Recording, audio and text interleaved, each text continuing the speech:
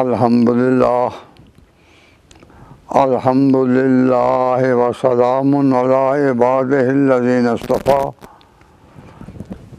خصوصاً علی سید الرسل و خاتم الانبیاء وعلی آلہ الاتقیاء و اصحاب الاسفیاء اما بعد فأعوذ باللہ من الشیطان الرجیم بسم اللہ الرحمن الرحیم قد افلح المؤمنون الذین هم فی صلاتهم خاشعون والذین هم عن اللغو معرضون والذین هم للزکاة فاعلون والذین هم لفروجهم حافظون الا علی ازواجهم او ما ملکت ایمانهم فإنهم غیر ملومین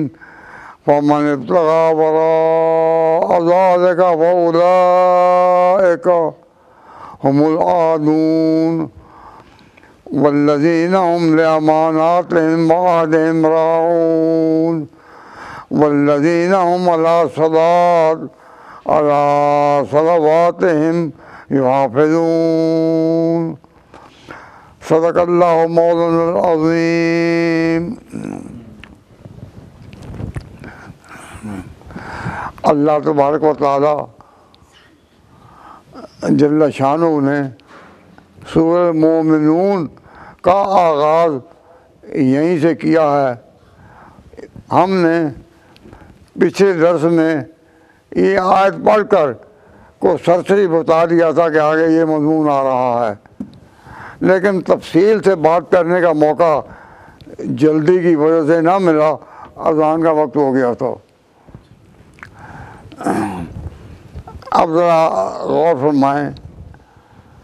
سورہ مومنون میں اللہ تعالیٰ نے ارشاد فرمایا قد افلح المؤمنون، ایمان والے اپنا کام نکال لے گئے۔ یہ ترجمہ بڑا عجیب ہے کہ اپنا کام نکال لے گئے۔ کام کسی کا نکل جائے پورا،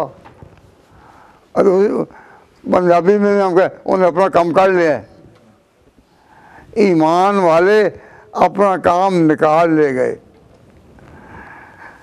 تو اس میں ایمان والوں کی صفت یہ بیان فرمائی کہ اپنا کام نکالنا ان کو آتا ہو، وہ کام نکال لے گئے۔ قرآن شریف پڑھنے والے تو بہت ہیں، قرآن شریف پڑھنے والے بہت ہیں، لیکن کام نکال لینا یہ بڑی ہے۔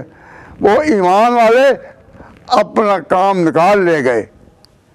اب قرآن یہ سکھاتا ہے کہ کام نکالنا بھی سیکھو۔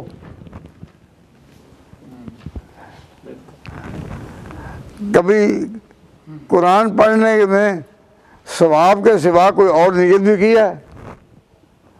لوگ قرآن ہی پڑھتے ہیں ثواب کے لیے، ثواب تو ہوگا ہی کیونکہ اللہ کا کلام ہے، لیکن اس کے لیے پڑھنا نہ، اس لیے قرآن پڑھو کہ اپنا کام نکال سکو تم، اور کام نکال لے گئے۔ یہ جو چیز ہے اس پر کبھی غور نہیں نہ کیا، کبھی وقت ہی نہیں لگایا کہ ہمارے پاس وقت ہی نہیں ہوتا۔ تو یہ یاد رکھو کہ اس وقت تک انسان کا ایمان جو اندر ہے، اس وقت تک انسان کا ایمان ہی پورا نہیں ہوتا جب تک کہ خدا سے محبت نہ ہو جائے۔ اب آپ اپنے طور پر اپنے دل سے خود ہی پوچھیں اور خود ہی سنیں، نہ میں یہ کہتا ہوں بلند آواز سے کہیں، لیکن دل سے ہی پوچھیں کہ اللہ تبارک و تعالیٰ سے محبت آپ کے پیدا ہو گئی ہے؟ اگر پیدا نہیں ہوئی تو آپ نے کچھ پڑھا ہی نہیں.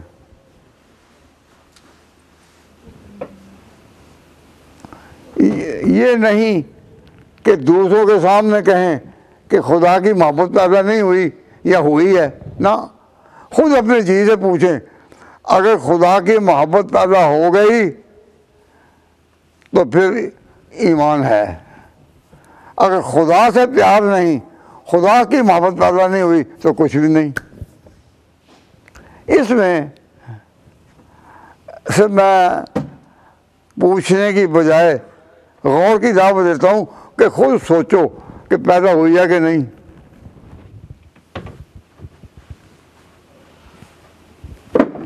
آپ اب رمضان کا مہینہ آ رہا ہے تو قرآن شریف پڑھیں گے بھی انشاءاللہ بہت، سنیں گے بھی بہت، لیکن اپنے دل سے یہ پوچھیں کہ خدا کی محبت کچھ ہے پیدا ہوئی یا نہیں. تو دل کہے گا کہ نہیں، کیونکہ محبت اور چیز ہے، محبت اور چیز ہے اور اس کے اپنے مقامات ہیں. اگر قرآن پڑھنا ہو کسی اللہ والے سے تو پھر آپ کو خود تلاش کرنی پڑے گی. کس بات کی تلاش کرنی پڑے گی؟ کیا کہ خدا کا پیار کہاں سے ملتا ہے.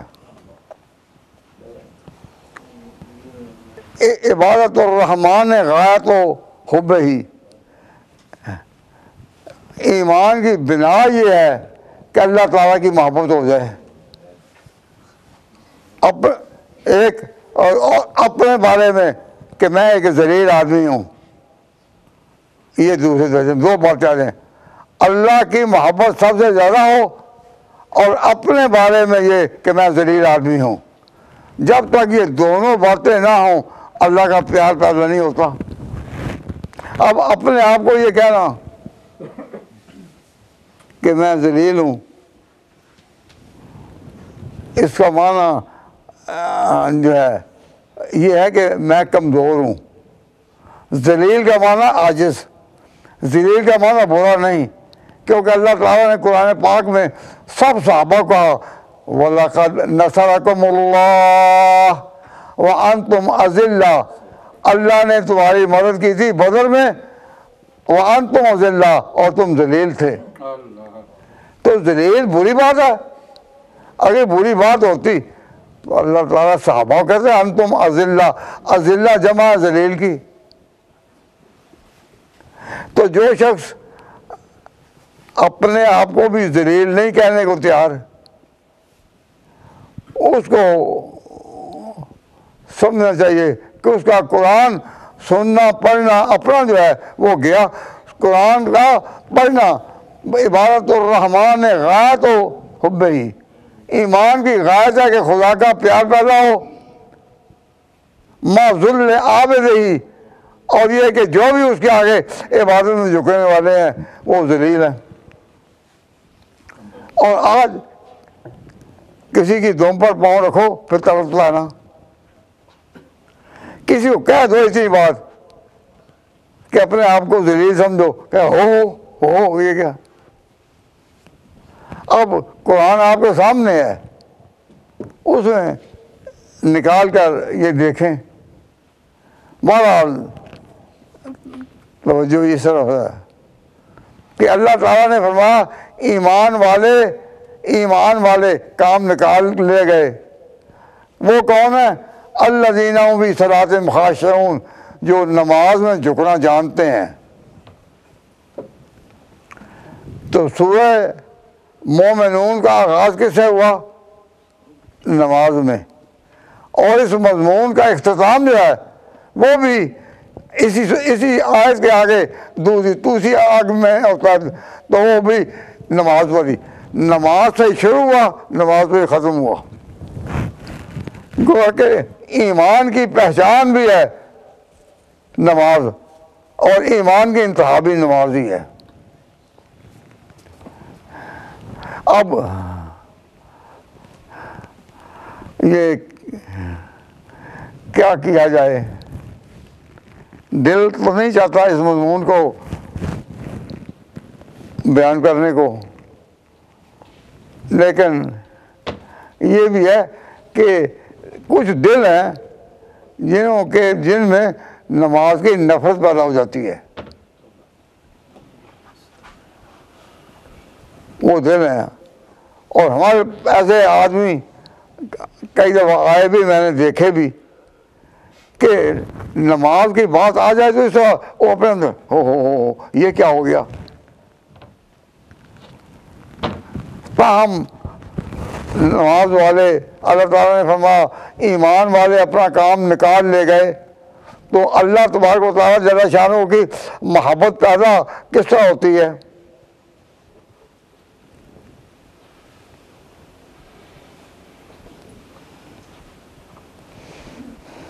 یہ میں کچھ بیان کرتا ہوں لیکن ذرا غور سے سنیں. یہ بات تو عام ہے، آپ نے کہنا ہاں یہ تو ہمیں معلوم تھی، لیکن غور نہیں کیا آپ نے. ذرا غور کرو، تھوڑی سی توجہ ہے.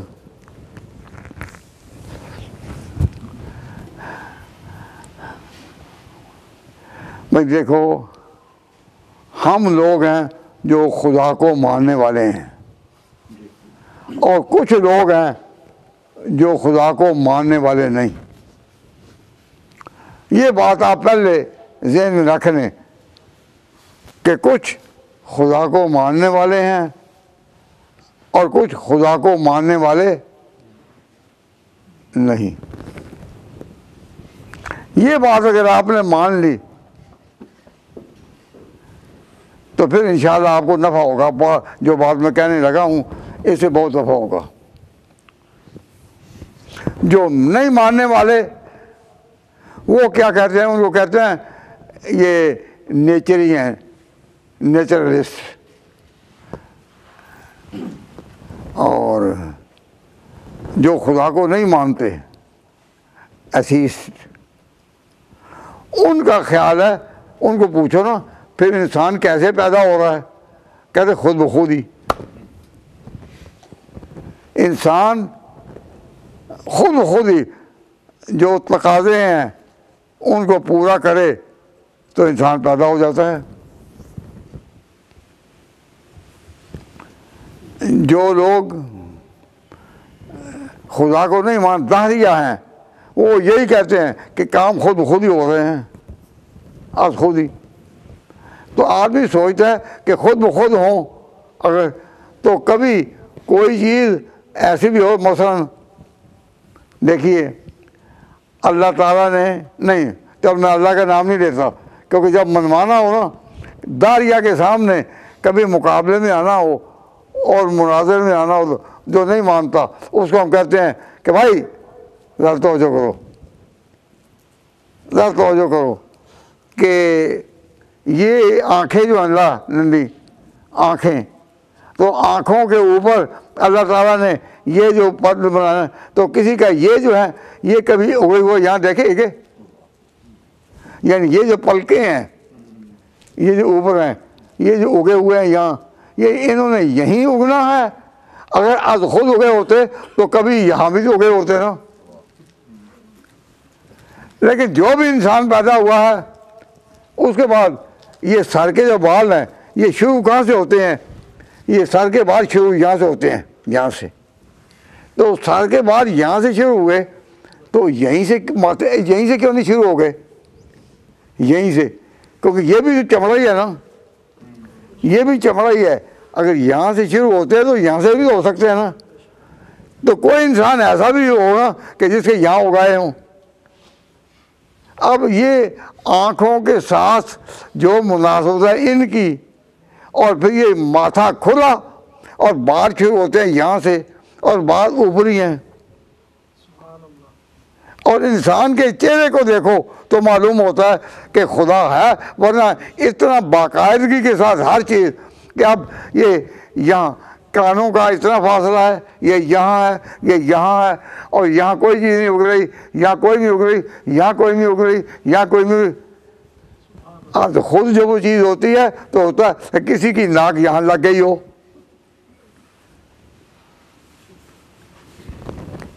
لیکن کبھی ایسا ہے تو صرف انسان کے چہرے کو ہی دیکھو تو معلوم ہوتا ہے کہ خدا کے سوا، کسی حی و قیوم کے سوا اور کسی کا کام نہیں کس طرح بنائے کہ بال ہر آدمی کے اگتے ہیں ماتھائے کے باہر، اور یہ فعال ہے. اور داڑھی یہیں آتی ہے، یہیں یہ جبڑوں کے اوپر جو ہے داڑھی یہیں آتی ہے. تو کسی کی داڑھی گردن کے پیچھے آ گئی کہ گردن کے پیچھے داڑھی آ گئی ہے.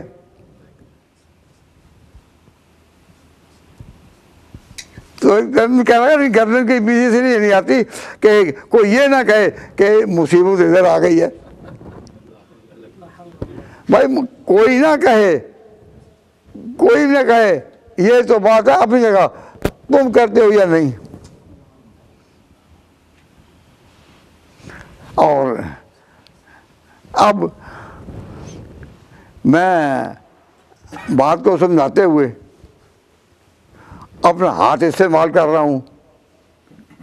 حالانکہ بات سمجھانے کے لیے تو زبان چاہیے اور سمجھنے کے لیے عقل چاہیے، لیکن یہ ہاتھ اس لیے کہ اب ہاتھ ہے، اللہ تبارک و تعالیٰ نے اس طرح کہ ہاتھ سے ہم کام بھی لیتے ہیں اور ہاتھ سے کبھی کبھی کسی کو لگا بھی لیتے ہیں تھپڑ. جب ہاتھ سے تھپڑ بھی لگتا ہے تو معلوم ہوتا ہے کہ ہاتھ پہ تھپڑ میں بھی ڈر ہے. تو یہ ڈر پیدا کرنے کے لیے مثال سمجھانی پڑتی ہے تو ہاتھ سے کام کر رہا ہے، اور یہ ہاتھ صرف ڈرائیور کے لیے ہے. اور اللہ تعالیٰ نے یہ راز کھول دیا. موسیٰ علیہ السلام آئے تو انہوں نے کہا، فرعونیوں نے کہا کہ تم خدا کے ہو، دلیل کیا ہے؟ انہوں نے اللہ تعالیٰ نے کہا کہ موسیٰ دکھا ان کا. تو موسیٰ نے جو ہاتھ نکالا، قرآن کہتا ہے فَإِذَا هِيَ بَيْضَاءُ لِلنَّاظِرِينَ، دیکھنے والے حیران اس سے چمک رہا تھا. اور وہ چمک اس طرح نہیں تھی کہ ہاتھ کو کوئی بیماری لگ گئی ہے، کوئی بیماری لگ گئی ہے چمک رہا ہے. اس کہتے ہیں ہاتھ دکھانا. تو انسان کو اس بات کو بتانے کے لیے کہ خدا ہے، ایک غور کرنا شروع کر دے چہرے پر تو ہر کسی کو پتہ چلے گا. اب اللہ تعالیٰ کا اپنا کام پہچانا کیسے جاتا ہے؟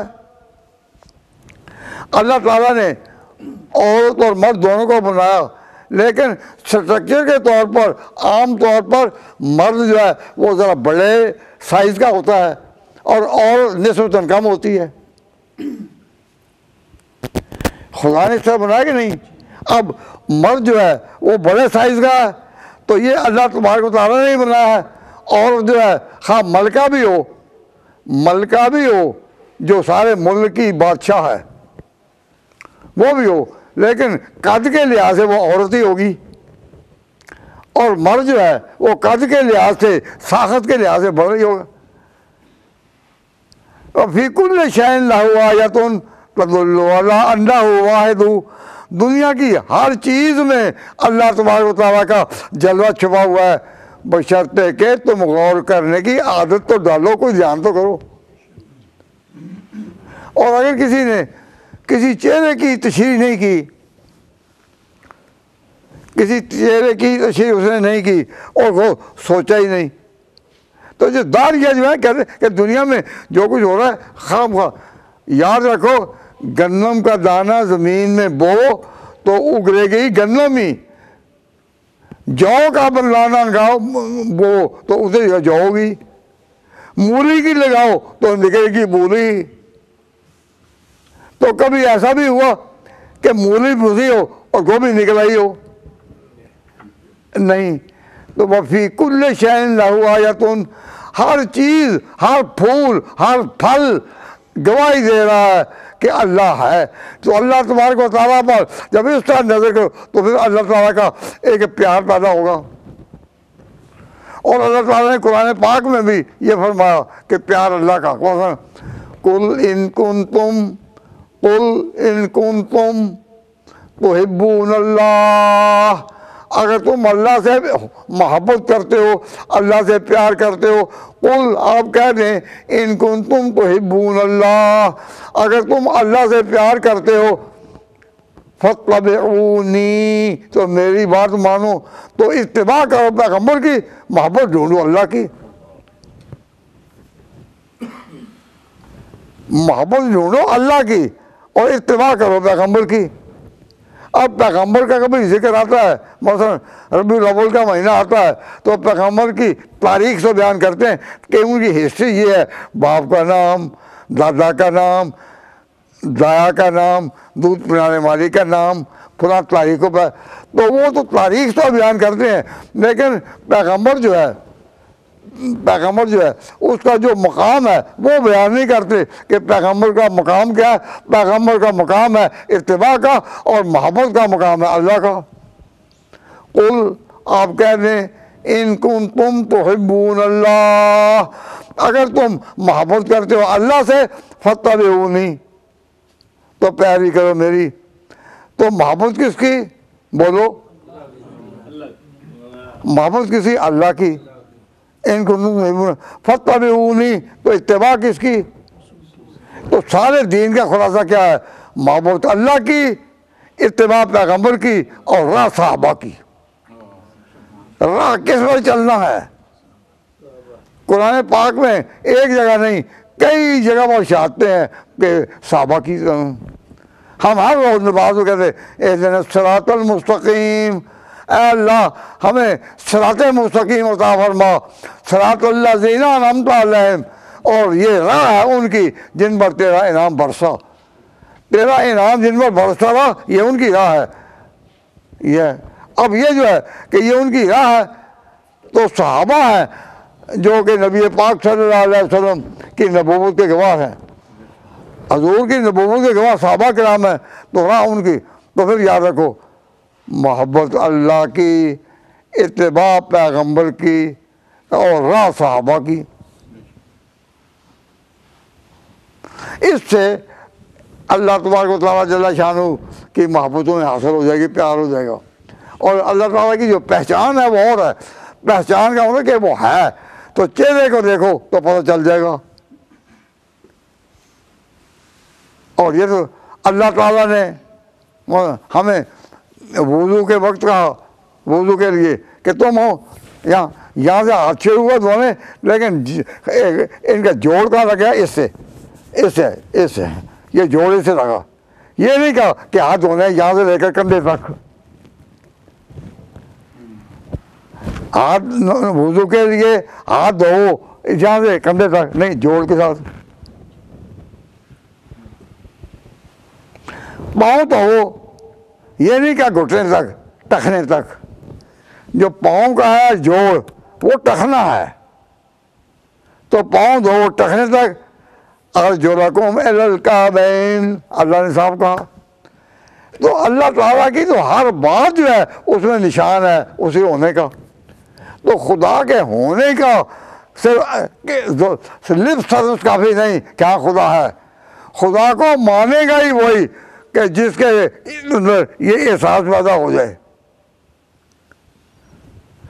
یہ احساس پیدا ہونا، اس کے لیے تو محنت کرنی پڑتی ہے نا۔ اب جب یہ محنت کرنی ہو کہ اللہ کا احساس پیدا ہو جائے تو ہر چیز پر غور کرنا ہوگا، اور جب انسان اس پر غور کرنے لگے تو اب دیکھیں کہ آنکھ ہے، آنکھوں کے اوپر یہ جو ہے نا چھوٹے چھوٹے بال ہے، اس کو پتہ نہیں پلکیں کہتے ہیں، یہ جو آنکھ کے اوپر ہے، ایک آنکھ ہے، آنکھ کے اوپر پلکیں ہیں اور یہ بھمیں ہیں، آنکھ کا اپنا مقام اور یہ جو بال ہے اس کے، اور پھر بنے، اور پھر اس کے اپنے، اور پھر اس کا اپنا، ہر ایک چیز میں اتنا فاصلہ ہے کہ انکار نہیں۔ اور جو فطرت کے تقاضے ہیں وہ سب پورے ہوتے ہیں۔ اب یہ کہ عورت جو ہے، اور یہ اس کے لیے اس کی فطرت میں ہے، اس کے ٹائم ہوتے ہیں، اس کے ٹائم ہوتے ہیں، تو وہ ملکہ بھی ہو جائے، اتنے اونچے درجے کی عورت بھی ہو جائے، تو اس کو بھی تقاضا پورا کرنا کیوں کہ فطرت کے جو تقاضے ہیں وہ پورے ہوں گے، خواہ بادشاہ ہو خواہ فقیر ہو۔ تو یہ اللہ ہے جس کے کاموں میں یہ فرق نظر آئے گا، اور کوئی صورت نہیں۔ تو میں ترجمہ اس کا کرتا ہوں کہ مومنون کام نکال لے گئے اپنے، الذین هم فی صلاتہم خاشعون، جن مومنوں کی شان یہ ہے کہ وہ اپنی نمازوں کے میں اللہ کے آگے جھکنے والے ہیں۔ والذین هم عن اللغو معرضون، اور یہ وہ لوگ ہیں کہ جو لغو باتوں سے منہ پھیر لیتے ہیں۔ لغو باتوں، لغو کا معنی کیا ہے؟ لغو کا معنی ہے کہ یعنی بےہودہ بات۔ لغو کا معنی کو گالی نہیں لیکن بےہودہ بات، تو بےہودہ باتوں سے منہ پھیر لیتے ہیں۔ اور ہمارے ہاں ہم نے دیکھا ہے ہمارے نوجوان کھانے پینے کے بعد عام طور پر ریسٹورینٹوں میں مغرب کے وقت کے بعد یا عشاء کے وقت کے بعد کھا پی کر فارغ ہوئے اور اس کے بعد بیٹھے ہیں، آؤ بھائی، تو باتیں کرتے ہیں، تو باتوں میں ان کو اتنا مزہ آتا ہے، اور جب پوچھے کہ یہ کیا کہتے ہیں، الگپو و شپو تراوت و دماغ، کہ گپ شپ ہو جائے دماغ تازہ ہوتا ہے۔ الگپو و شپو، تو گپ پر بھی الزام آ گیا، حالانکہ گاہ پر الزام آتا نہیں، پورے قرآن میں گاہ ہے ہی نہیں کہ یہ تراوت دماغ ہے۔ کسی بھی ریسٹورینٹ میں آپ دیکھیں گے کہ کھانے پینے کے بعد ان کو بیٹھے ہوئے ہیں، کہاں کے لیے؟ گپ شپ کے لیے۔ اس کو کہتے ہیں لغو۔ تو فرمایا ان اللغو معرضون، کہ جو لغو ہے اسے وہ منہ رجوع نہیں کرتے، منہ پھیر لیتے ہیں۔ والذین هم عن اللغو معرضون، وہ لوگ جو نکمی بات پر دھیان نہیں کرتے، یعنی اس کو روکتے نہیں، یہ نہیں کہتے کہ ان کو روکنا، صرف دھیان نہیں کرتے، یعنی لغو کرنے والوں کو کرنے دو، بےہودہ بات کرنے والے، گپو شپو والے، اس طرح بات ان کو کرنے دو، تم نہ دھیان کرو۔ اگر تم نے اس پر دھیان کیا تو تم اس حساب سے نکل گئے، کیونکہ اللہ تعالیٰ نے کہا ہم عن اللغو معرضون، کہ وہ نکمی بات پر دھیان نہیں کرتے۔ تو نکمی باتیں لوگ کریں گے، نہ ان کی ختم ہو کبھی، لیکن تم نے دھیان نہیں کرنا۔ اب کسی کہ دھیان نہیں کرنا، اس پر تم نے دھیان اگر نہیں کرنا، اتنی بات بھی تو معلوم ہوا کہ اللہ نے نظام کس طرح چلانا ہے، اس پر اللہ کی اپنی نظر ہے۔ تو جب کہا نا کہ تم نے دھیان نہیں کرنا، اس کا معنی یہ ہے کہ اللہ تعالیٰ نے کس حکمت کے لیے دنیا میں یہ ساری واہیات چیزیں بھی ہونے تھیں۔ اب دیکھیے ایک شخص کہنے لگا کہ جی شہد کی مکھی جو ہے نا، شہد کی مکھی شہد تو دیتی ہے لیکن کاٹتے بھی تو بہت ہے نا، کہ شہد کی مکھی آ جائے تو ہر کوئی بچتا ہے، کہ شہد کی مکھی شہد تو دیتی ہے پر کاٹتے بھی تو بہت ہے نا۔ اب یہ اللہ کی حکمت کہ اللہ تبارک و تعالیٰ نے دنیا میں سب سے میٹھی چیز بنائی شہد، اور شہد کو ڈنگ کے ساتھ وابستہ کیا کہ ڈنگ لگے گا۔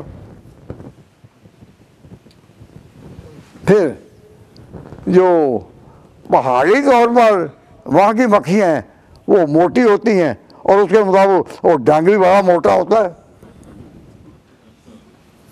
تو اللہ تبارک و تعالیٰ جل شانہ نے جو چیز بھی پیدا کی اس میں، اب ماں بچے کی جب بچہ جنتی ہے نا تو اس کی چھاتیوں میں دودھ اتر آتا ہے، کاہے کے لیے؟ تاکہ ضرورت پورا ہو۔ لیکن بھینس جو ہے، بھینس کی چھاتی میں جو دودھ اترتا ہے وہ اتنا ہی چاہیے جتنا اس کا بچہ پی سکے، یا بے شمار اترتا ہے۔ تو معلوم ہوا کہ اللہ تبارک و تعالیٰ جل شانہ نے بھینس کے اندر دودھ اس کے بچے کے لیے ہی پیدا نہیں کیا، بلکہ اس سے مقدار میں اتنا زیادہ کہ بچہ ایک دن ہی سارا پی لے تو اگلے دن سے پہلے مر جائے۔ بچے کو اگر ایک وقت کا ہے بھینس کا سارا دودھ پلا دیا جائے تو کیا مر نہ جائے گا؟ وہ مر جائے گا۔ تو دودھ اتارا بھینس سے، لیکن اس میں 2 حصے، ایک بچے کا، ایک قوم کو پورا ملنا دودھ۔ بچے پلتے ہیں تو کسی نے کہا کہ پوچھا تھا کہ یہ گائے اور بھینس کا دودھ بہت ہے یہ ہے کیا؟ تو اس نے بولا کہ یہ فریج ہے۔ تم نے اپنے فریج بنائے جس میں غذا کو رکھو تو غذا خراب نہیں ہوتی۔ اللہ نے فریج بنایا بھینس کا پیٹ بھی اور گائے کا پیٹ بھی، کہ اس میں اللہ تعالیٰ نے جو دودھ پیدا کیا، جب تک دودھ اندر اس کے ہے کبھی خراب ہوگا؟ یہ اللہ کا فریج ہے نا، اللہ کا فریج ہے۔ اور یہ کہ یہ فریج جو ہے وہ تو دھونے بھی پڑتے ہیں، اور اللہ کا فریج دھونا بھی نہیں پڑتا۔ وفی کل شیء لہ آیۃ، اللہ تبارک و تعالیٰ کے ہر کام میں حکمت نظر آئے گی، لیکن کوئی غور تو کرے۔ تو اب یہ جو ارشاد فرمایا نا کہ والذین ہم عن اللغو معرضون، کہ لغو نکمی چیزوں سے وہ دھیان نہیں کرتے، ادھر نہیں کرتے کہ ایسا ہے کیوں۔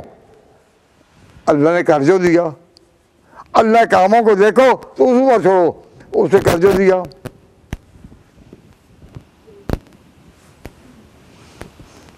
موسیٰ علیہ السلام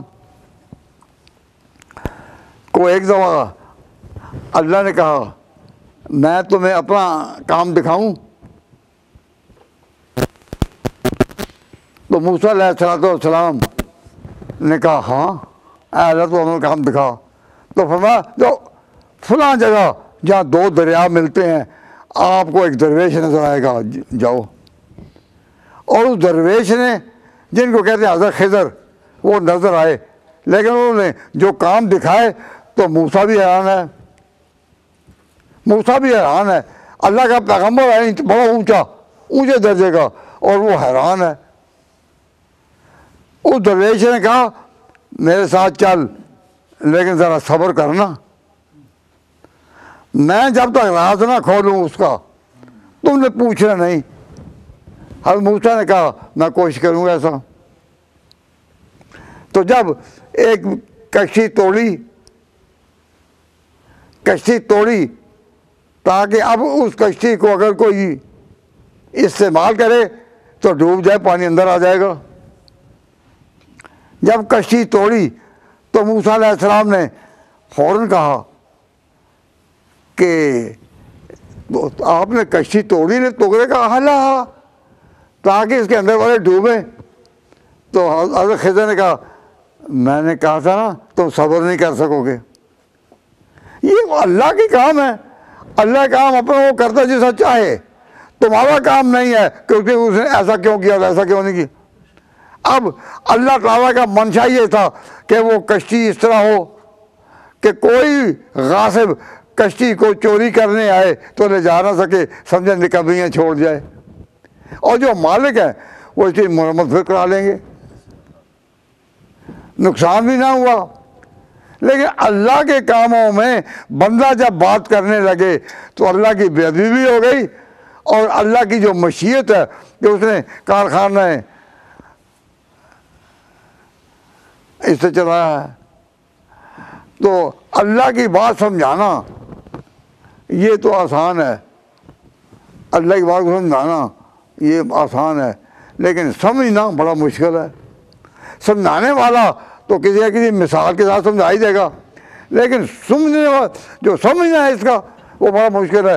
اللہ تعالیٰ نے یہ جو جہان بنایا ہے عجیب و غریب ہے، اس کے تقاضے عجیب و غریب۔ اب مجھے ضمنی ایک بات یاد آ گئی کہ اب لکھنؤ کے ایک مجتہد نے عبدالحسین اس کا نام تھا. اس نے کہا کہ شمر جس نے حضرت حسین کو کربلا میں شہید کیا تھا، شمر بن ذوالجوشن، یہ صحیح بخاری کا راوی ہے. صحیح بخاری کی حدیث اس کی بیان کی، کجا بخاری کجا کربلا. تو وہ کتاب میرے پاس آ گئی، کسی نے بھیج دی، میں حیران ہو گیا کہ اس کا نام ہے رجال البخاری. اس نے اس کتاب کے مرتب کرنے میں اس عالم نے 2-3 سال لگائے اور کتاب کہ دیکھو صحیح بخاری اور اس میں راوی کون ہے؟ شمر. تو شمر نام کا بخاری میں راوی کوئی نہیں، جا کے دل جوشن ہو. اس نے یہ لکھ دیا. تو میں نے یہ کہا کہ اب کوئی شرط تو لگائی نہیں جا سکتی کہ جھوٹ بولنے والے اور فتنہ پیدا ہونے کو سینگ لگے ہوتے ہیں کیونکہ سینگ توڑ دو. ہم نے کہا تم غلط کہتے ہو، وہ کہتا میں کہتا رہوں گا، اب ہم کیا کر سکتے ہیں. تو اللہ تبارک و تعالیٰ جل شانہ نے اچھے اور برے دونوں پیدا کیے. اب یہ بات آپ کو سمجھ آئی نا کہ اچھے اور برے اللہ نے دونوں پیدا کیے. اب مثال دیتا ہوں، وکیل مقدمہ لڑنے والے، وکیل سارے اچھے ہوتے ہیں یا اچھے اور برے دونوں ہوتے ہیں؟ کیا خیال ہے؟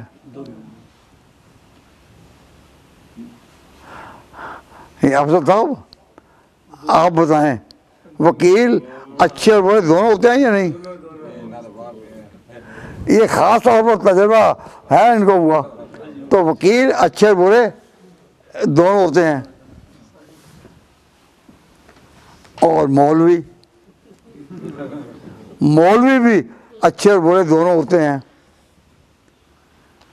جس نے شمر ذوالجوشن کو بخاری کا راوی بنایا وہ بھی ایک مولوی ہے، اور جو کہہ رہا ہے کہ یہ غلط ہے وہ بھی ایک مولوی ہے. تو ایک میری بات یاد رکھیں، انسانوں کے ہر طبقہ میں تقسیم ہے اچھے اور برے کی. وکیلوں میں بھی دونوں، مولویوں میں بھی دونوں، ڈاکٹروں میں بھی دونوں. کئی ڈاکٹر ہیں جو اپنے فریضہ کو اچھی طرح سمجھتے ہیں، اور کچھ ہیں جو مریض کی بعض اوقات پرواہ بھی نہیں کرتے. تو تقسیم ہے انسانوں کی ہر طرح. ڈاکٹروں میں بھی 2 طرح کے، وکیل بھی 2 طرح کے، اور آرکیٹیکٹ بھی 2 طرح کے، پولیس افسر بھی 2 طرح کے. انسانوں کی تقسیم اچھے اور برے میں آئی ہے نا؟ میں بات سمجھ آ گئی؟ اچھے اور برے کی. لیکن ایک طبقہ ہے جس میں اچھے اور برے کی تقسیم نہیں. آج وہ سب یاد کرو، وہ کون ہے؟ صحابہ. حضور کے صحابہ جو ہیں ان میں اچھے اور برے کی تقسیم نہیں. کیوں؟ اس لیے کہ یہ گواہ تھے نبوت کے. حضور پر جب قرآن اترتا تھا یہ سامنے دیکھتے تھے اور لکھتے تھے، یہ گواہ تھے. اگر ان میں بھی برے ہوں تو پیغمبر کی ساری شریعت جو ہے وہ مشتبہ ہو جائے گی کہ اور سارا دین جو پیغمبر، یہ سارے کہیں غلط تو نہیں سمجھے بات. اب صحابہ میں کیوں کہتے ہیں لوگ دانا کہ کسی مقدمے کے گواہوں میں ایک گواہ بھی جھوٹا ثابت ہو جائے تو سارا مقدمہ پھیر ہو جاتا ہے یا نہیں؟ تو ایک صحابی بھی اگر برا ہو تو نبوت کی ساری تعلیمات بالکل بیکار ہو جاتی ہیں. تو اللہ تعالیٰ نے ایک طبقہ پیدا کیا جن میں اچھے اور برے کی تقسیم نہیں. اسی چیز کے لیے اگر آپ سارے مسلمان، سارے بھائی ہمارے صحیح عقیدہ جو ہیں وہ یہ کہیں کہ ہم یہ مسئلہ آئندہ اپنی مدرسوں میں، اپنے گھروں میں، اپنی بیٹیوں میں، اپنے بیٹوں میں، اپنے ہمسایوں میں، اپنے دوستوں میں حاضر کریں گے کہ انسانوں کی تقسیم ہر دائرہ عمل میں ہے، ہر طبقے میں انسانوں کی تقسیم اگر یہ تقسیم نہیں تو صحابہ میں نہیں، وہ ساری ٹھیک، ان میں ایک بھی برا نہیں، اگر ایک بھی برا ہو ساری نبوت گئی۔ اب میں نے کسی کو گالی تو نہیں نہ دی، لیکن علمی معیار میں نے آپ کے سامنے رکھا۔ کیوں؟ رمضان آ رہا ہے اور وہ قرآن کا مہینہ ہے، تو میں آپ کو کچھ قرآن کے اصول بتانا چاہتا ہوں کہ قرآن سے محبت اور پیار کچھ کر کے تو دکھائیں۔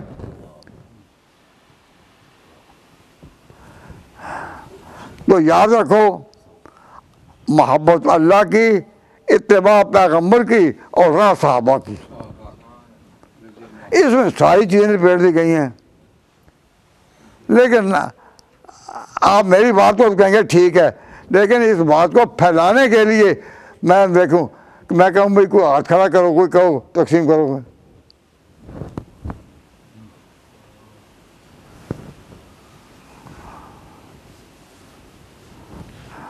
جزاک اللہ۔ ساتھیوں نے ہاتھوں کھڑے کیے، لیکن کئیوں نے نہیں بھی کیے۔ انہوں نے جو نہیں کیے تو ان کا دل کہہ رہا تھا کہ یہ تو مولویوں کا کام ہے نا بتانا، ہم مولوی نہیں ہیں، ہم مولوی نہیں ہیں نا، حضور کے دین کو آگے پہنچانے والے جو صحابہ تھے وہ سارے مولوی نہیں تھے، بدو بھی تھے بڑے، عرب کے بدو جو بالکل مولوی نہیں، جن کو کوئی بھی زندگی کا شعور نہیں، لیکن اللہ نے ان کو چن لیا پیغمبر کے صحابی بننے کے لیے، اور انہوں نے اپنی ساری غلطیاں چھوڑ دیں۔ پھر اللہ تعالیٰ نے ان امیوں سے وہ کام لیا کہ دنیا کے بادشاہ عاجز آ گئے، کسرا بھی نہ رہا، کیسر بھی نہ رہا، بڑے بڑے بادشاہ بھی نہ رہے، کہ انہوں نے ان پڑھوں نے، بدوؤں نے۔ تو اللہ تبارک و تعالیٰ جل شانہ نے جب اتنی اس کی اپنی جو شان ہے اس کے مطابق، تو مسئلہ یہ کہ صحابہ وہ طبقہ ہے کہ جو سارے کا سارا نیک مان جائے۔ اس کو جو عربی علماء ہیں وہ بات کو سمجھیں، الصحابہ تو کلہم عدول، صحابہ سارے کے سارے عادل ہیں، سارے کے سارے، کلہم، کل کا معنی میں نام نہیں لیتا، کئی مولوی ایسے ملیں گے کہ جی بھائی سارے ہی ٹھیک ہوں، یہ تو ٹھیک ہے، پر کوئی ایسا بھی تو نکل ہی آتا ہے نا کہ دال لے کر آؤ دھوئی ہوئی دال، لیکن کوئی نہ کوئی کالا، کہ دال میں کچھ کالا ہے، نکل آتا ہے یا نہیں؟ بھائی ایک بھی کالا نکل آیا دال میں تو گوارا ہو سکتا ہے، صحابہ میں ایک بھی نکلے نبوت ساری گئی۔ اب میری بات کو توڑنے کے لیے آپ کو کتنے شاسوار نظر آ جائیں گے جو کہیں گے کہ نہیں صحابہ پر بات ہو سکتی ہے، اور یہ سوچتے نہیں کہ اس کا نتیجہ کیا ہوگا۔ صحابہ پر بات ہو تو یہ جس مقدمے کے گواہ ہیں وہ مقدمہ کیا ہے کہ حضور پر قرآن اترا، اور حضور کے کاتبین وحی نے اس کو اپنے ہاتھوں سے لکھا، اور پیغمبر نے وہ قرآن نماز میں سنایا۔ پیچھے کھڑے کون تھے؟ صحابہ، اور سب نے کہا یہ وہی قرآن ہے جو انہوں نے لکھایا تھا، اور اتنی جلدی وہ یاد نہیں ہوتا، ورنہ حافظ جو تھے وہ رمضان میں کیا سارا دن نہیں لگے رہتے قرآن کو یاد کرنے، جب رمضان آتا ہے تو یہاں بیٹھے ہیں بار بار پڑھ رہے ہیں کہ یاد رہے۔ اور بچہ تو یاد رکھتا ہے، لیکن 40-50 سال کی عمر کا جو یاد کرنے لگے تو یاد رکھ سکتا ہے؟ تو ان کے سامنے حضور کی زندگی چلتا پھرتا معجزہ تھی، دن رات کا معجزہ تھی، ہر نماز میں معجزہ تھی، ہر آواز میں معجزہ تھی۔ تو جتنا کوئی اس پر غور کرے گا حضور کی صداقت کہ سچا نبی سچا نبی سچا نبی، یہ دل کی آواز ہوگی، دل و دماغ کی گونج ہوگی۔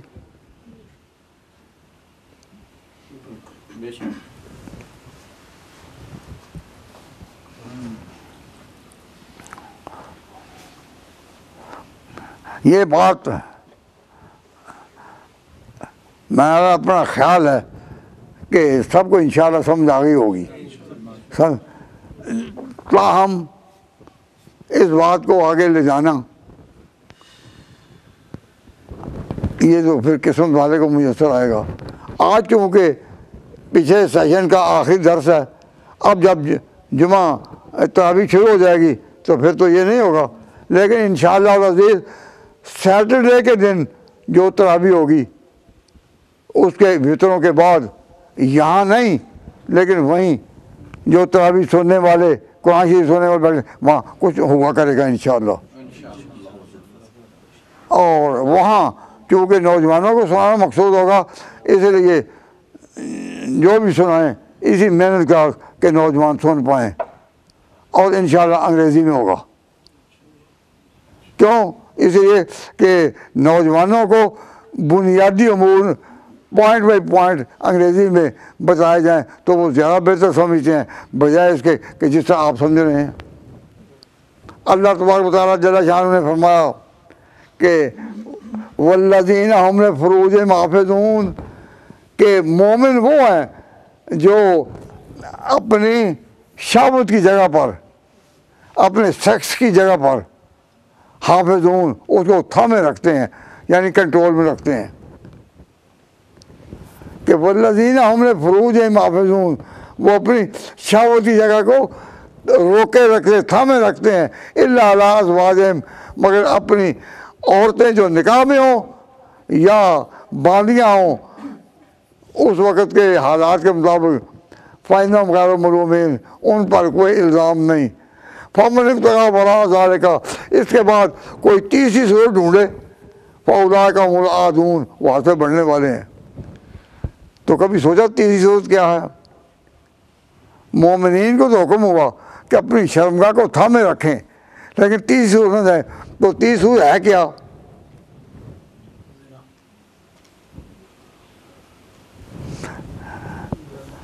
کبھی سوچی ہے؟ دو باتیں تو سمجھ آ گئیں, نکاح کی اور مل کے یمین باندی کی,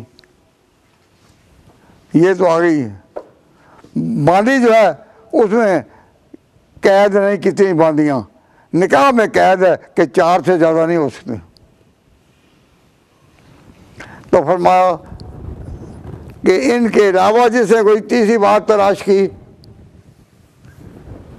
وہ غیر حد سے بڑھ گئے.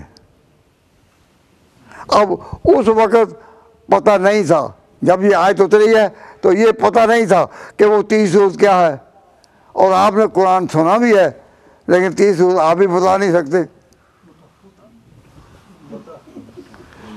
آپ نے قرآن تو سنا ابھی اور غور بھی کیا ہوگا ساتھ ہی, کوئی سمجھ آئی ہے؟ نہیں. تیسری ہوگی کیا؟ اور یہ آج ہی اتری ہے مکہ میں جب حضور تھے. یہ خاص بات کا جواب دے رہا ہوں کہ مکہ میں اتری ہوئی ہے کہ وہ تیسری صورت ہے کیا.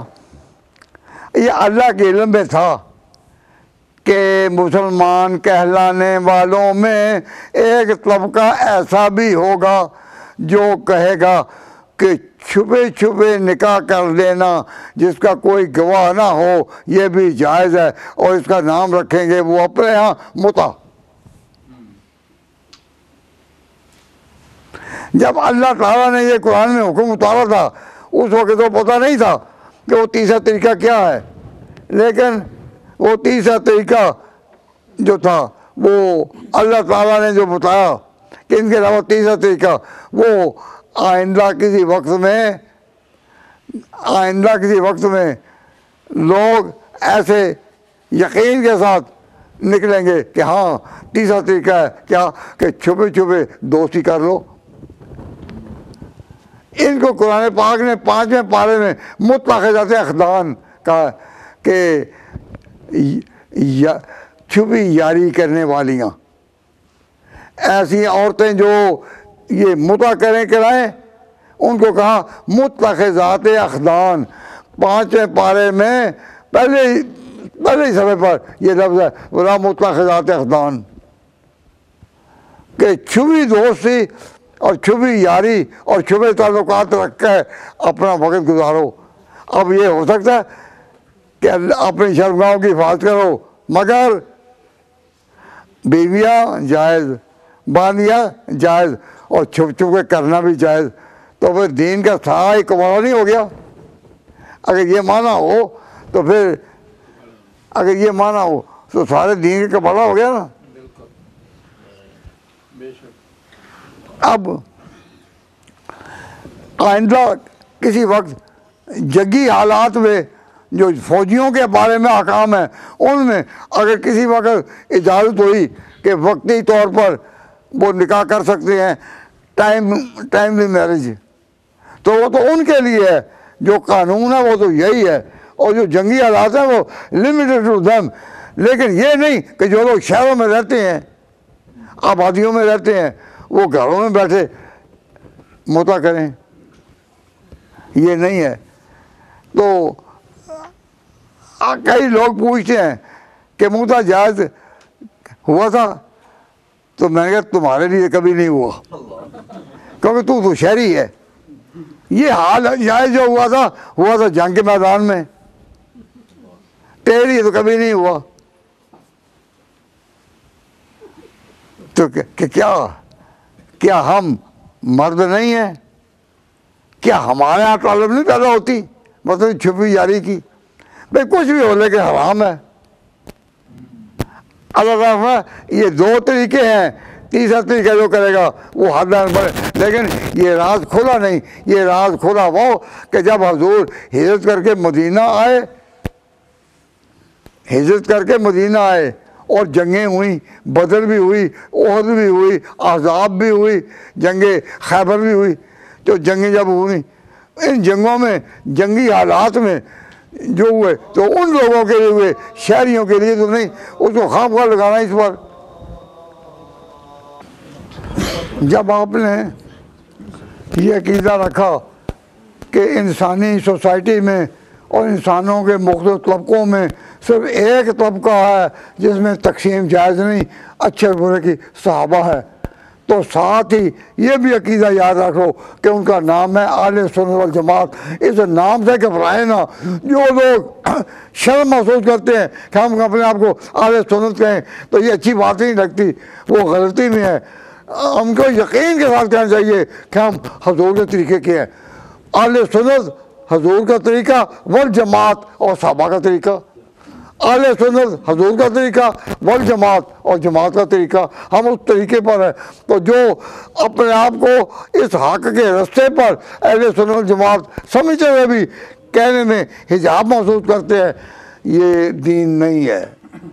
اب اللہ تعالیٰ توفیق عطا فرمائے تو رمضان کے بعد پھر مجالس ہوں گی، اور رمضان میں بھی ایسی صورت ہوگی آپ میں سے جس کو دین کے بارے میں کوئی سمجھ اختیار کرنی ہے تو مسئلہ پوچھے اور یاد رکھے، پھر کبھی دوسرا پوچھے، پھر یاد رکھے، پھر کبھی پوچھے. میرے اپنے ساتھی دوستوں اور سامعین میں کوئی ایک آدمی اپنے مختلف مسئلوں پر اگر 70 دفعہ بھی 70 مسئلے سیکھ لے تو سمجھے کہ میرا اور اس کا رشتہ اور میرا اور اس کا تعلق وہ قائم ہو گیا. 70 دفعہ بھی آئے تو میں 70 مسئلے سکھا دوں، آپ کی آخرت بھی صحیح ہے، مجھے بھی ثواب ہے. لیکن سیکھو اور شرم میں سے نہ کرو. حق بات میں شرم کیا؟ اگر میں یہ کہوں کہ اب شام ہے تو کوئی کہے گا کہ نہیں صبح اچھی ہوتی ہے، تم صبح کا ہی نام لو. بھائی صبح شام ہے، اچھی بری کی بات نہیں ہے. دونوں روشنی اور اندھیرا ہے ان میں سے ایک، صحت اور بیماری دونوں میں سے ہے ایک، اچھائی اور برائی دونوں میں سے ایک. تو یہ سارے ایک چیز ہوگی. لیکن صحابہ کے بارے میں کوئی بھی نرمی نہیں ہے. کیوں؟ یہ نبوت کے گواہ ہیں. اگر ان کے بارے میں یہ غلطی کی جائے تو نبوت مشتبہ اور کلمہ کیا وما علینا الا البلاغ. ربنا تقبل منا انک انت السمیع العلیم وتب علینا انک انت التواب الرحیم. یا اللہ، جن بھائیوں نے حق کی باتیں، اللہ کی پہچان کی باتیں، صحابہ کی شان کی باتیں یہاں سنی ہیں، اس کو ان کے دلوں کی یاد بنا، دل و دماغ کی روشنی بنا، اس کو قبول فرما، اور قبر تک جانے میں اس کو گواہ بنا۔ جب قبر میں اترنا ہو تو یہ آوازیں ساتھ ہوں کہ دین حق برحق، صحابہ کا برحق، صحابہ کا برحق۔ صلی اللہ تعالیٰ، اے اللہ جس نبی سے یہ ہمیں دین ملا اس وقت کروڑوں درود و سلام فرما، تراویح کے لیے جاگنا اس کی تو ہمت عطا فرما۔ لا الہ الا اللہ محمد رسول اللہ۔